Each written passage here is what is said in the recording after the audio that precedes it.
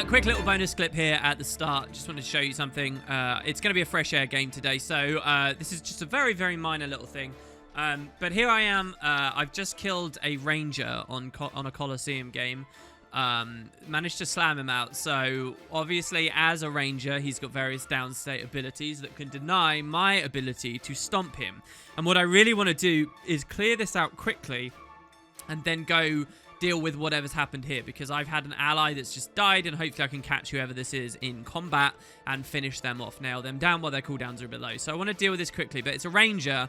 Any other class I'd just walk off from, and, you know, it's fine, but he would heal himself with a pet. So how do we stomp this really fast? Well, one very basic principle for stomping a ranger down on this build is you can Swelling Winds, and then you can use the Blinding Flash. And so Swelling Winds stops his auto attacks from being able to hit you, which means he can't cleanse the blind. So he's got one of those really quick animations for an interrupt. Like, it's absurdly overpowered. It's long range. It's got 2 packets on it. It's just ridiculous. And the animation's super short. But so it can be really hard to get the timing right, especially when you're playing on North America queues when living in the EU, which is what I'm doing right now. And you get like that extra plus 100 odd MS. So that's one very basic thing, and I think that's what I go for here. So we take the swirl. We notice here that he's not really even trying. He's not autoing, so the swirl was kind of unnecessary. But we drop the blind here as well. But here's a fun little moment as well that I just quite enjoyed. He's not trying anything, but his pet is. So if you watch, that's the Sylvan Hound has just wandered around. Let's just rewind ever so slightly here as we kill the guy. Hold on. There we go. So watch the pet as it comes around. And so you might think, oh, he's not doing anything. What do I pay attention to? Where should my eyes be? To be honest, I could have swung my camera like this. But I'm actually watching the pet. You see, it turns. It's doing the leap. That's the knockdown. So right at the last moment, because this would not be safe, and this would be a pain in the ass. If this pet knocks me down, I then have to stomp again, and the swirls will be over and all this stuff. So what I do is I actually just arcane wave at my feet while still in air, thus causing the pet to miss. So complete AFK ranger really threatened me there, like legitimately. And because again, the guy that's nearby, I think it's a rev actually, could just come and jump me very quickly after that as well while I'm in the middle of the next stomp attempt and whatnot. So completely AFK, but if you're really on the ball, you can blind the pet as well. And, okay, actually, it's an alien. I decided to bail out. But, so there you go. That's the bonus clip. Just a little thing I wanted to show you guys. Because I was happy, all right? I like counter-playing pets. It's a fun part of the game. All right, so game of the day. We are on fresh air today. Now, I did say I was going to play some Mesmer. I did play a little bit of Mesmer. The Elusive Mind nerf recently, I can really feel. I was looking at maybe doing some Power Mesmer as well. But I decided to come back to fresh air. Now, I've played a few miserable queues on this recently. And I've been trying to tweak the build and figure stuff out. Can you really get rid of Arcane? Can you really, you know, free up this utility slot for, like, some res potential stuff? I was even messing with Glyph of Renewal last night.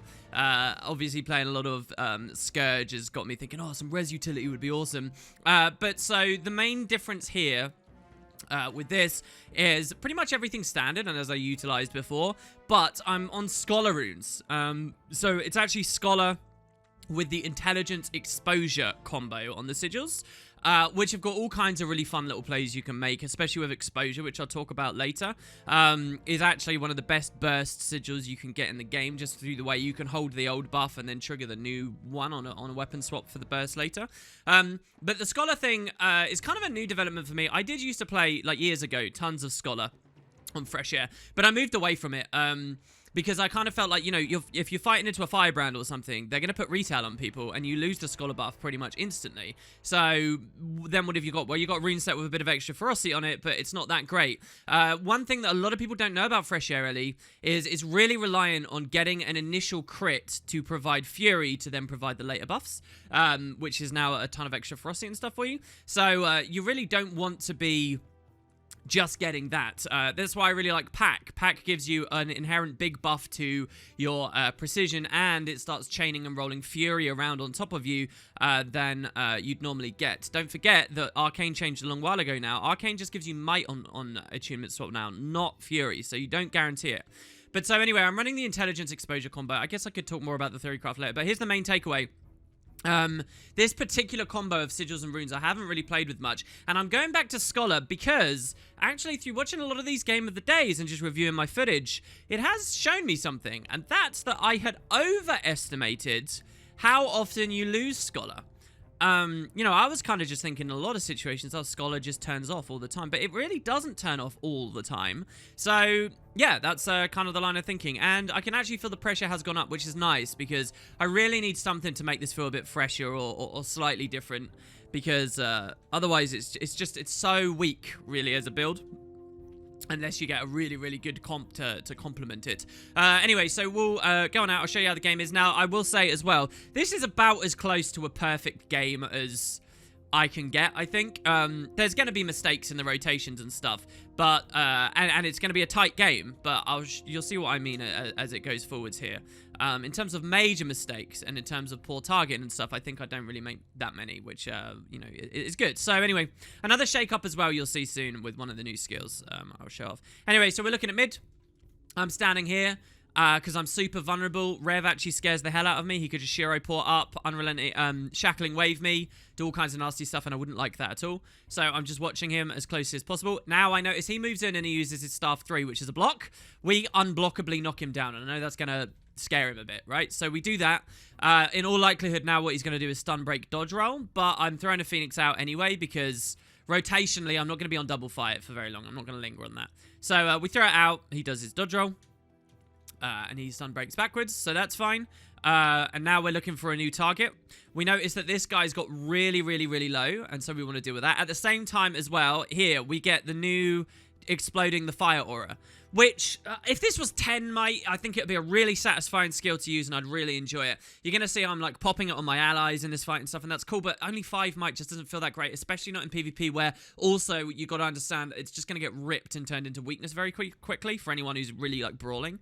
For me, because I play so flighty, it's actually worth something to me, so I quite like that. I was playing with strength runes for the synergy on the new +5 might that you never used to exist on the build, but it's not that good. Anyway, so we retarget to the Necro, obviously very important. We notice that this guy is a Blood Scourge, and so that's the reason I'm on this one instead of any others. Because I don't want him to do any kind of transfuse reses. Now, there's a lot of boons on here, including protection, so I'm just hoping that other people will help to push him down. And what you'll actually notice is he's in a well of power there, which means he's constantly gaining boons because we're constantly condying him. Anyway, we pressure through him. Here's his Desert Shroud, which we've just managed to get rid of all the barrier nice and quickly. We keep going. We notice we've got a down state, so the game here now is to let that guy die, but try and have him die before we knock one of them down so they don't instantly rally. The enemy team cleaves it out really quickly, so I like to see this. We dodge roll the Shade. Don't have to be too concerned about that there. And me and the Chrono help knock this guy down. So, oh, wait. Did I already notice this as well? So the Warrior's on me. And I think I may have already noticed that he started following me here. Yeah, so we see that the blade trail comes through here. It looks very small on the footage, I'm sure, but this here is a blade trail, I promise. And it's going to go back. So we take the Twist of Fate here, and we swing the camera, and we see this guy's here. So we're hitting this, but our eyes are on this. We get stunned. We dodge, roll, and blink forwards. He goes for the res. This is perfect for me, because we get FGS. He immediately abandons the res attempt and comes towards me again. So I, like, instead of charging forwards like this, I sort of arc round like so that he can't hit me too much. Take the Greatsword 3 through there. We got the kill. Now he's in Rampage, so I'm really scared. I'm going to try and kite up here. We drop the Firestorm.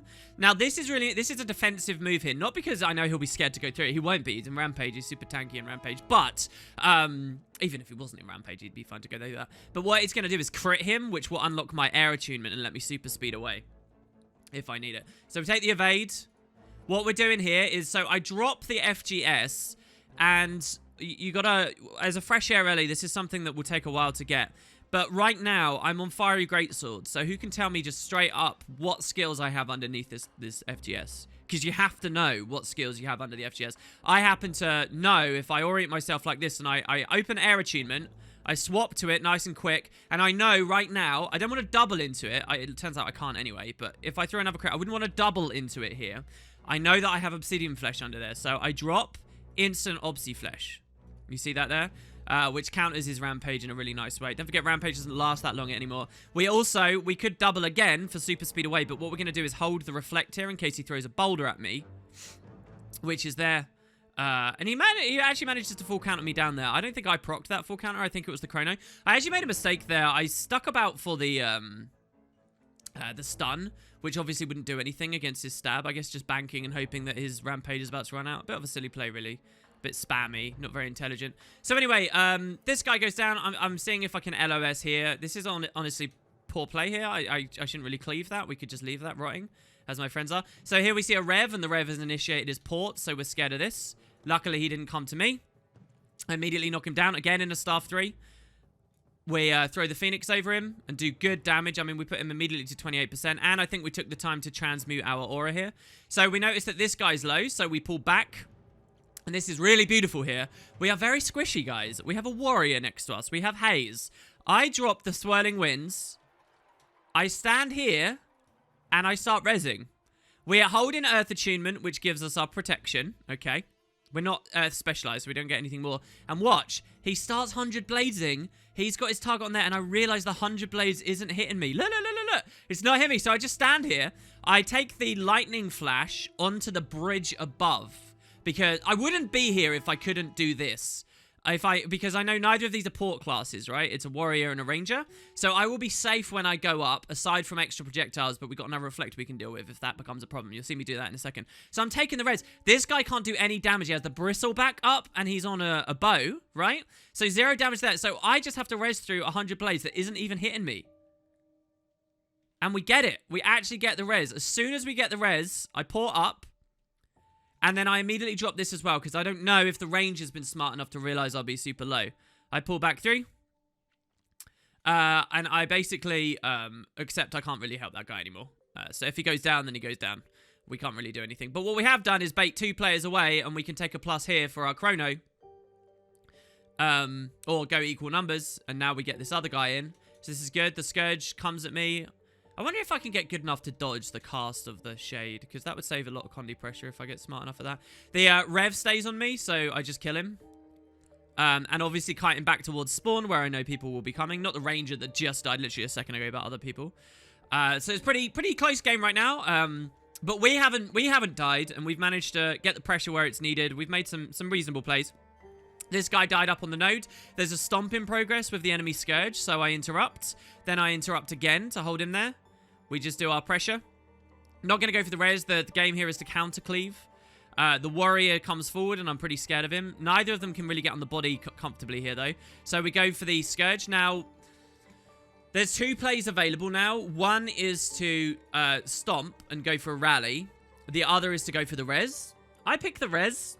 And I also thought it's worth walk into these marks instead of dodging into them. I could have dodged into them. But here, this is exactly what I talked about in the Sages game. You see the 2 poison that's on there? That's from Chillblains, which is going to slow the res down majorly. But the Warriors, was he in Rampage there? Yeah, he's in Rampage again. So we take the Twist of Fate. We drop the Swirling Winds again, which boulder protection. We port out... now, if I'd been monitoring... Here's something I wish I was good enough at. To monitor my 50% trait procs. It's a really useful, worthwhile skill for a lot of different classes, to be honest.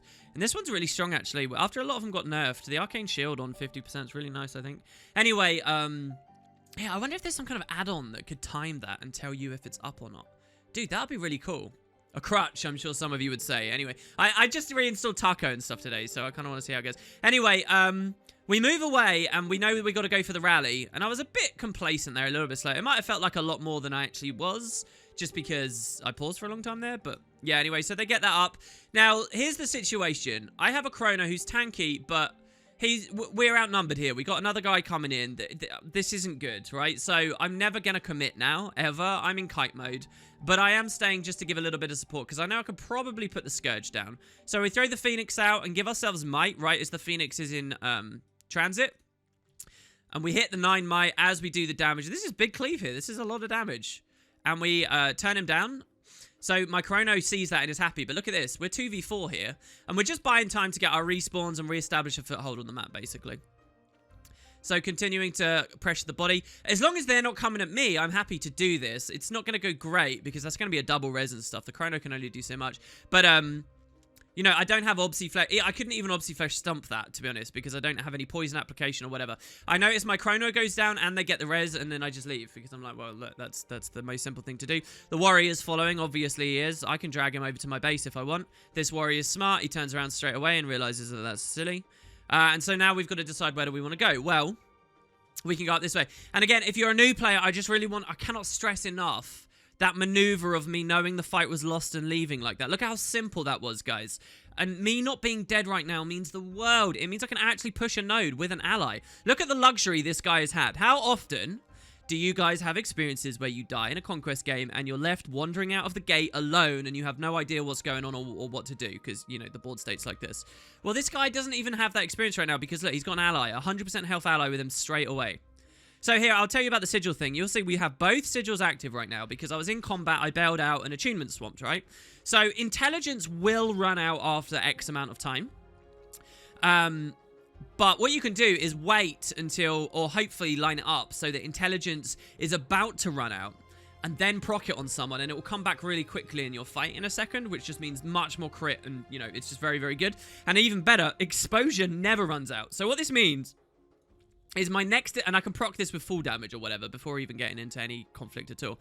What this means is my first strike will inflict 5 vulnerability, but the cooldown is already resetting. So when I do my burst, as long as it's one of the attunement swap bursts, it will refresh the sigil, and then it will proc again straight away. Meaning, I actually get 10 vulnerability application on the opening spike, which is 10% damage, which is more than any other sigil. It's, you know, because separation is 5%. What was it? Exploitation, sorry, but when they're low, is 5%. They're all 5%. This can technically be 10 on the opening burst, which is very, very good for a Fresh Air Elite, especially one that is so weapon swap reliant. Really, this is the only build. Maybe Mesmer to an extent. You know, if you start on your other set and then you weapon swap as a part of your burst over to the Greatsword for the Mirror Blade with like a quickness intelligence sigil or whatever. But it just works really well here because we don't really get much value from intelligence on this build either, while other burst builds do. We're not limited to that 18 seconds. So anyway, and maybe, hold on, do I actually get footage of it here? I don't know whether I actually execute it properly here. Let's see what we do. So the first hit here, so Arcane Wave does 5 vuln, okay? And then we crit and we did a bit more vuln. Then what we should do is weapons. Maybe it wasn't off cooldown here, or I did it slightly wrong. But yeah, we do get a lot. We get a lot of vulnerability out, right? He even spiked back up to 10 there for a second. And yeah, we just knocked the Scourge out. You can't really one-shot Scourges like in the days of the past. But you can do okay. And I gotta say, this is an awesome 2v2 here, by the way. Rev Scourge versus Reaper Fresh Air Ellie. That's the 2v2 you're watching. And none of them focused me. So I managed to kill my guy already. I'm done with my half. We see the fear is coming, so we're going to want to dodge unless he's casting on the other guy because he wasn't really focusing on me. And in fact, I can see he's actually facing that way. And then all we have to do is knock this out as well. My guy is a bit low, though. He's eating some rev stuff, so we'll see how we do. We can go for the Obsiflex stomp. Pretty much guaranteed stomp. Now we're 2v1. My guy died. I don't really know what pressure he got hit with there. So now the job is not to res. The job is to kill the rev. And what I'm doing is I'm not even WASDing right now, because if he moves behind me and I'm walking in this direction with W, it will cancel cast the laser beam. But if I let go of the keyboard, it will turn me around. Doesn't work for plasma beam, but it does for the thingy. So, and then we kill him. I wanted to blind here. You see this says skill recharging. I'm actually pressing my blinding strike right now. But the thing is, blinding flash. But the thing is, I hadn't double crit and gone back into double air, which I thought I was. So I'm trying to blind this to stop the knockback. But he hits me with a knockback because skill recharging, as you can see here, which was unfortunate. I wasn't in the double attunement. Anyway, it's not a problem. I could Swirling Winds to prevent the autos now as well, but they don't really worry me. And now we leave. Obviously, we're going to rot that. We want to make sure that's fine. We also want to look back towards their spawn to make sure no one's coming in. Honestly, I should have looked a bit earlier than I had here. But yeah, so far, we've just been rampaging around killing stuff. The team is losing, but we are starting to get the nose back, which is nice. So now we can create equal numbers at mid. The question is, who do we want to hit? It's a druid and a warrior, and the warrior just went into rampage again. I feel kind of crap, to be honest, that I'm playing a lot of the other classes recently. Looking at how low cooldown so many of their elites are, and I'm still stuck at such a huge cooldown on FGS or such a huge cooldown on some of the other things. Anyway, so he's Rampage again. The Scourge has respawned and come here, so we just pressure the Scourge. He literally just ran into a fight and died to me. Ran in a fight and died to me, and ran in a fight and died to me. Well, mind you, the mid, he got res, to be fair. He did get res. So we kill him, and we FGS over the body. We're now going to use the mobility here to pressure this Druid. He's Signet of Stone, so we wait with the 3. I didn't wait anywhere near... Well, I did almost wait long enough, but slightly not enough. So now he's stealthed, and now we want to think, well, what would you do if you are stealthed, right? Well, I would turn the fuck around, and I'd come over here. So I decided to come up this way, and he's dead down here. You just saw his body pass, so that's good. We can leave him there. I don't particularly want to rot this body because he's got a pet. So we can cleave him down. Got to get back to mid now to help people out. You can see my Chrono's been forced quite far away from the node here. We take the early Phoenix and hope that he, like, baits into it. But my guy tracked the enemy to the wrong place, so it didn't really help. Didn't do anything. We see he's in shield block, so we interrupt him. He's on Endure Pain, so we just wait a second. Retarget to the Reaper, who just got a kill. And now we Phoenix over the Reaper for a really good... I think that was a quad hit on the Phoenix there, which is pretty nice. He does chill to the bone, but he's down. So now we got 2 of them down, 1 of ours. The risk is that this guy gets stomped or cleaved out. So what we have to do is try and pressure through the bodies or go for a res. I do a bit of both. Probably bad. I should have gone for the res instantly. Probably. So now we move back. We see that the Chrono is still pressured, and we give him a bit of line back. This is. I'm so happy with myself doing this because this feels so horrible when you're getting pressured away right beyond the line and nobody aggresses. Always watch that, guys. Watch your allies, which ones are getting hit and pushed far away because they need your help, especially on a build like this. But anyway, so there you go. We win mid, but it's come at the cost of a lot of Zerg, to be honest. This is what I mean rotationally. I wonder whether I should have been here at all. I mean, I did swing that fight. So here as we walk away, I take the time to give myself my guy bailing out. So if you see here, oh no, I guess I did it earlier. Oh yeah, I think I moved over the body and gave might to like as many people as possible here. One of them's even as high as 20 right now. I don't know, some builds hit 25 so fast as well anyway that it doesn't really feel that good. The Rev scores a kill and we quickly turn around and just pressure that out, but we're still like Zerg in here. I mean, what did this Rev do? Respawn, run in and just die? So anyway, we keep moving on. So here, this is Druid, and if this was a Soul Beast, I probably wouldn't come here right now. Or maybe I would, just because... But if it was a Soul Beast, I would consider letting them duel for a while, then plussing at a later date, you know, like 30, 40 seconds later when they're softened up. But it's a Druid, and I don't really know how this feels right now, because I know that Druid got nerfed a lot over the past 6 months, so I want to see. Anyway, so the smoke scale knocks me down, and he takes pressure on me, which is very smart of him. I think that's exactly what he should do. I take the swelling winds. We know that the smoke scale already knocked me down, so I don't have to be too scared of him right now. We just try and find our opening. We're waiting for some of his cooldowns and things to end. We're waiting for the protection to drop, for example. The protection hasn't dropped when I've taken it. The burst here in the end. We see that a Scourge is incoming, so you want to watch that very closely. We get the kill. Luckily, my guys seem to do a lot of pressure there. We drop the firewall down here, just to casually cleave that, while now the game is to look at the new person who's come in. We give ourselves some might as well. Okay, never mind. I actually just took the full burst over that guy. And now we're outnumbering, really, here. So I kind of don't... By plus 2. So I don't really want to stay here for very long. So I'm just going to get the kill, and I should leave now instantly, yeah. Because this is a bit of an over-rotation. I've got to help the people at mid who are low there. Yeah, so we move on. I think we were worthwhile there. We haven't come back very fast. I think the attunements I came into here were very specific at this point. Why did I come into these attunements here instead of going for the super speed in the middle? I can't remember. Anyway, so I'm gonna go down and fight him, but I see the warriors come down here, and that's suicide. Like, that's so silly. What's gonna happen if I go down there? I know it's really tempting. I can do a big burst, but here's the problem. This guy's just going to maul me to death, and I'm going to have to lightning flash back up, and I will have just blown a lightning flash. I do, however, have respawns coming. Well, not respawns, but I have reinforcements coming from here. So instead of jumping down, I just stand and I wait. And we don't push the line. We force them to push the line up this choke if they want to. Here I walk over to my allies, and I give them all might as we go in. Now, here the Druid is crossing, right? So I look at it, and I'm thinking, should I go for the Druids? I'll try. Because he seemed really squishy a second ago. So I blink in. I do my pressure. Now, right here, okay, in theory, I can Obsy Flesh, because he's eaten a lot of the stuns and CCs. I can Obsy Flesh, and I might actually be able to kill him here. He's right at the 50% health threshold. So we take the Obsy Flesh, we knock down, and then if I can get into fire here, we could burst him. But the pet knocks us down. So with the pet knocking us down, I realize this is now bad.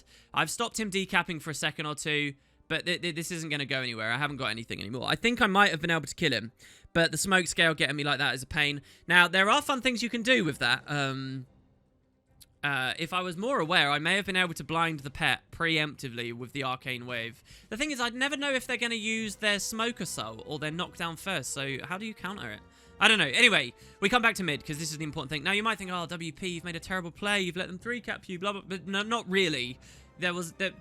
If I stay there, all I do is suggest to my team that I've got the 1v1 or something, and I don't. I don't even have it to an extent where I think I can pressure him to quickly die when I get reinforcements. That's if I get reinforcements. The other chance is that everyone dies in the other places, and I'm the one that gets plussed. And, you know, I can get away to an extent, but not too well.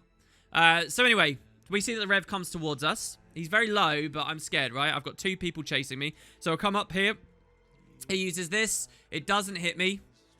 I took the Twist of Fate anyway. This is actually an evade on the Necro. So I got 2 players on me here.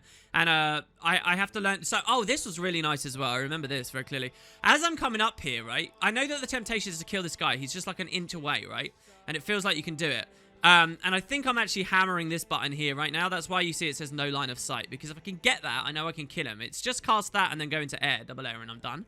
However, we obviously have the Necro. Now, one thing I realized right at this moment as well is I was just back at my nodes 1v1 with that Ranger. And the Ranger, the Ranger doesn't disappear from the map just because I walked away from him. He's going to cap it and he's going to come here. So I realized this is really bad. So I take the Twist of Fate, and you see the sudden turnaround here. Like, what I'm doing with my camera here is I'm looking to see where that Ranger is.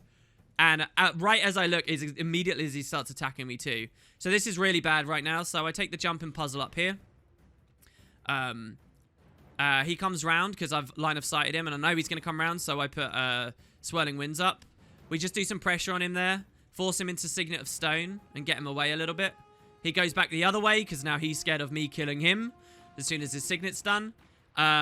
He uses his CA stuff to hit me here. And I think a barrage as well. So I have a moment here where I could go down, but he's immobed me with the black hole. And this is kind of amazing, to be honest, because this is no valid path. I can't blink off of this. I can't super... I actually have no cleanse access right now. I don't even think I have the magnetic wave. So I want to go down and help cleave that on the node, but I actually can't. I mean, there's 2 people raising anyway, so the opportunity is probably a lie. So we take the Twist of Fate... evade here for the barrage pressure because I can't dodge roll, right, because I'm immobed as well, but this will still work, and now he's in stealth. So what we're going to do is see what he does now. Now, here's the beautiful thing as well that's going on. Yes, I'm losing in mid, but remember, we've got the Ranger up here, and because the Ranger's up here, he's not defending close, and we've had a Necro respawn and decap him. So all I actually have to do now is keep the Ranger distracted for long enough to get the decap or even the full cap in. And if he decides to go back over to that node, which we're now claiming, I can follow him and we outnumber him. But I have to survive, right? So we take the heal. We see the situation. We pressure him a bit. And now he's noticed, right? So he's popped his elite and he's using his staff to go straight away. Oh, I don't go to that node straight away? This is crazy. So I come to mid. So this is not a good rotation here, to be honest. I should have gone and plus the close engagement, because then they would have trickled in. I don't agree with what I'm doing here. I really thought that I was doing that. Anyway, so we do get a kill here at mid. And this Scourge is not focused well enough. So I get the kill. I don't know. Maybe in-game me knew this better than post-game me does, but I really feel like close was the play. We can FGS to stop any kind of res, do absurd pressure there to this guy. Oh, this was kind of nice as well. I remember this.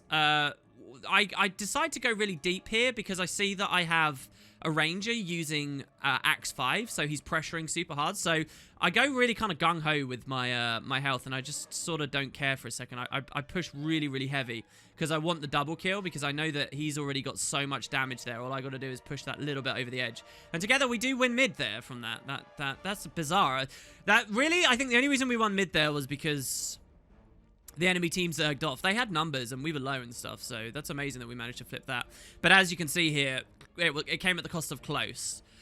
So what I kind of did was sacrifice, because this wouldn't have gone this way at close right now, my dead ally with the warrior there. What we would have done is kill the ranger first, and then the warrior would have trickled in and killed the warrior afterwards. Probably, or that's the idea anyway. So I kind of traded close for mid. Mid is a pretty strong node on this map, frankly, just because it's so big, it's kind of hard to debunk. So anyway, we're still alive. We go for just a pretty classic standard plus here, with some weird skills, to be honest, I use there. Like I said, I'm trying to make it feel a bit fresh and different, right? And then, as I'm leaving, I realize, oh no, hold on, what about the guy we just killed? I turn around and I see that he's here. So, yeah, my guy also didn't even get safe stomp, which is pretty frustrating. So, we swing this fight here as well. Little bit of might for his cleave. My guy died, but their guy's super low anyway, so we just tab over and we take the damage. I had to do that through weakness there as well. I got 1 reinforcement, so I don't need to be here anymore. But now this guy's trickled in, so I decide to come back. I'm happy to +1, I'm not happy to +2, if that makes sense, right? So we clear that out, and the enemy team trickling in here is really dooming them. They are about to start losing on points here for the first time. So we get that kill, and now we're leaving. Temptation to lightning flash here, but really want to save it. The warrior blade trails, so I just stand to the side so that you can't do that. I come over. This is not a situation I particularly relish. We take the emote. The idea there is to immob and then use the stun afterwards. I'm typing in chat for some reason. So we knock down with the shield block. Wait for the endure pain to end. Step forward a little bit. I mean, this guy's squishy as all hell. I don't know. I don't know whether this build is like much higher pressure than I was giving it credit for, but these people feel really squishy. This is a ranked queue. So anyway, so here, why did I turn around here? Let's see what may have been going through my mind there. So we kill the warrior. He's off node. I want to rot that. My friend's cleaving it. I look towards this, and what do I rationalize? Right, okay, so I've just cleared mid, and there's a decision. Do I help far or do I help close, right? We've got hot nodes on either side. So this is a 2v2, and my guys look fairly healthy. On the other side, I know that the warrior we just killed is going to respawn and go there. So instead of plussing this, even though I'm all the way over here, frankly, I actually decide to go to the other node on the other side of the map with my solo necro here, because I think he's going to need me more. So I push over, and right as I'm about here, you notice on the mini-map, the enemy necro has just appeared here. So, and you notice he's just gone down. So I think my decision was sound. It just came a little bit too late, right? Because he's against the Rev as well. So we nonetheless try and take the fight. We jump the Rev. I don't have Obsidian Flesh available just yet. So what we have to do, this is bad. I could have done really well here. I could have Earth Attunement, then used Arcane Wave, which I've just procced here. I procced the Arcane Wave here for blind so that he can't knock me back with his downstate too. But if I'd waited a second, I could have done Earth, and then that would have unlocked Air, go back to Air, and then Obsi Flesh, which also would have stopped the downstate too. Maybe the timing wouldn't work very well. But then I'd be Obsidian rezzing. You'll also notice here the Scourge has spammed through his F skills and flipped the blind into Fury anyway. So at this point, I realize I'm rezzing, but so's he, and he's going to get it first. My guy was way lower at the start. I'm way squishier. He can still spam his F skills. I can't do anything. So I come up over here to flee. The Scourge stays to cleave my friend out, so I know that only one of them can be following me. It's the Rev. I've got a choice here. I could go onto the tree, or I can just jump down. I'm not very confident with a lot of those things at the moment because I haven't played for a long time. So I just jump down, put him into an open field, and kill him. Then we execute the stomp, and we're watching his animations to see when he uses his 2. And I notice right now, you probably can't tell from the frozen frame, but he's pulled his armor. I know that that's the skill 2 animation, basically, right there. So I'm going to immediately blinding flash. There it is. We get the miss, so we don't get CC'd. We take the stomp. And holy crap, we rally. I mean, what a moment that is. So let's watch this again here. I don't even know how he's still there. I guess someone else came in. I didn't notice that in the moment. I noticed the rally, but not how we ended up in this situation. But we rally him from like a couple of % health. And that Rev following me there and just getting himself instantly killed and instantly stomped out really threw this here. And now we've got a secure 2 cap. I can take that. We can move forwards. Sorry, a secure 2 cap. We're in the process of 3 capping now because we've just won that node. So we go back to mid, and I think one of them has just DC'd or rage quit there. Did I just see somebody's left on the board? And yeah, that's basically the game there really at this point. Not sure there's anything else too intelligent to talk about. The range is there, but we know he's line of sighted. We can hit the warrior a little bit. Twist of Fate away. Keep the projectile mitigation up. Come towards the team to give them might. Throw a Phoenix out. And then come finish this ranger off as he comes to the node. And so yeah, I think the last few minutes there would have been good, but maybe someone was lagging, or they DC'd, or they rage quit. So he stealthed, so I FGS forwards here because I'm like, oh, I can kill him. But he actually duped me in a really nice way. He stayed up. But I know I can climb up there on these rocks, so I climb up the rocks. And then what I'm going to do is use the 3 through him and butcher him. But the game's over, unfortunately. So, yeah, there you go. That's the game. And as you can see, we did really pretty good on the board here. 560,000 damage on a fresh air release. Pretty good, honestly. That's pretty good. When you get to, like, the 600s to 800k level for a game that goes to the last 3 minutes, we're talking, like, Scourge levels of pressure. So getting up to 560 is pretty good for a game of this length. 23 kills, not a single death, and even 3 revives. So, yeah, fun game, really. There's always something to be improved. Hopefully you can see what that is and the mistakes I made there. But, yeah, enjoy, guys, and I guess I'll see you for more stuff tomorrow.